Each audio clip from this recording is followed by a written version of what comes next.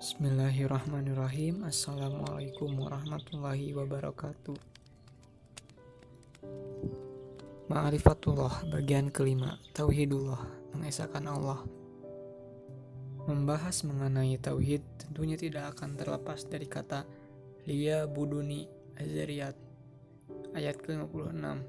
Maka objek kajian tidak terlepas dari macam-macam tauhid, yaitu tauhid rububiyah, mulkiyah, dan uluhiyah.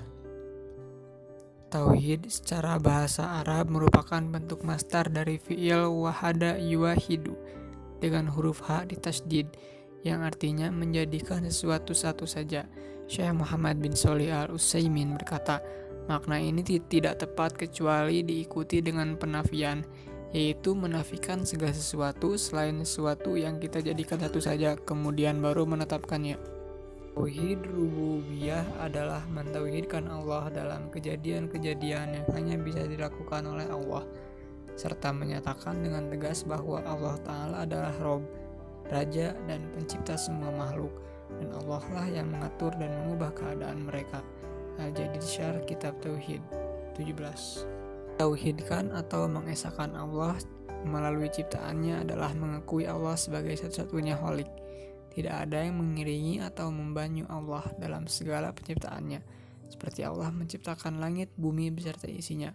Allah Subhanahu wa Ta'ala berfirman dalam Quran surat Al-Furqan ayat kedua, Bismillahirrahmanirrahim. Allazi lahu mulkus samawati wal ardi wa lam yattahiz walada wa lam yakul lahu syarikun fil mulki wa khalaqa kulla syai'in faqadarahu taqdira.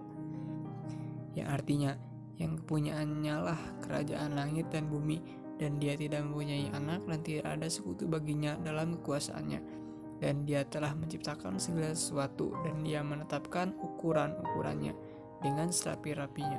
Rozikon, keesaan Allah sebagai pemberi rezeki. Makna mentauhidkan Allah adalah sebagai satu-satunya Rabb pemberi rezeki. Tidak ada selain Allah yang mampu memberikan rezeki. Allah memberikan rezeki kepada seluruh makhluknya, baik dari bangsa jin maupun manusia. Malikan, keesaan Allah sebagai pemilik alam semesta. Ketika Allah memperkenalkan namanya dalam Al-Quran, dia gunakan untuk menginformasikan siapa hakikat Tuhan yang bernama Allah itu. Dia berfirman dalam Quran surat Al-Qasas ayat ke-30, wahai Musa, sungguh akulah Allah, Rabb semesta alam. Dan dalam Quran surat namanya bahwa dia yang bernama Allah itu adalah Rabb bagi semesta alam. Mulkiyatullah, berpegang tauhid mulkiyah adalah berasal dari kata malika yamliku, artinya memiliki, berkuasa penuh atas yang dimiliki, sedang maknanya adalah mengesahkan Allah Subhanahu wa Ta'ala sebagai satu-satunya pelindung atau pemimpin, satu-satunya pembuat hukum dan pemerintah.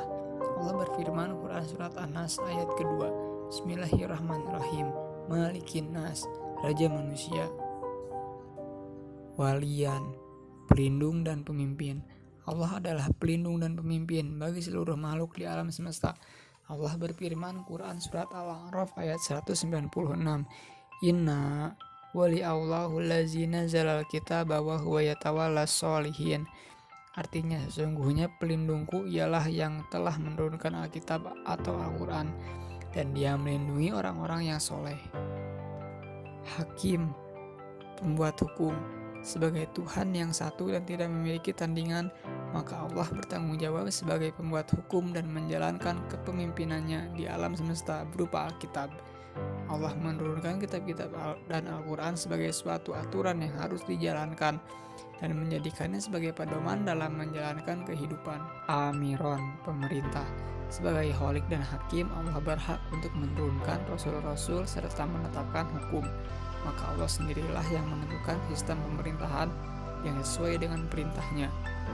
Quran surat Ali Imran ayat ke-54, wa makaru wa makarallahu wallahu khairul makirin. Orang-orang kafir itu membuat tipu daya dan Allah membalas tipu daya mereka itu, dan Allah sebaik-baik pembalas tipu daya. Goyatan yang dituju dalam melaksanakan kewajiban untuk mengesahkan Allah sebagai bentuk dari keyakinan seorang hamba terhadap Rabb-nya, maka tentunya seorang hamba akan mengetahui Allah sebagai satu-satunya yang dituju, yang diibadahi dan yang disembah. Dan yang terakhir adalah ilahan ma'buza atau Tuhan yang disembah. Makna dari ilahan ma'buza ini menjadikan indikasi bahwa hanya Allah sebagai satu-satunya yang wajib disembah dan diibadahi. Quran Surat An-Nas ayat ketiga. Ilahin nas, sembahan manusia.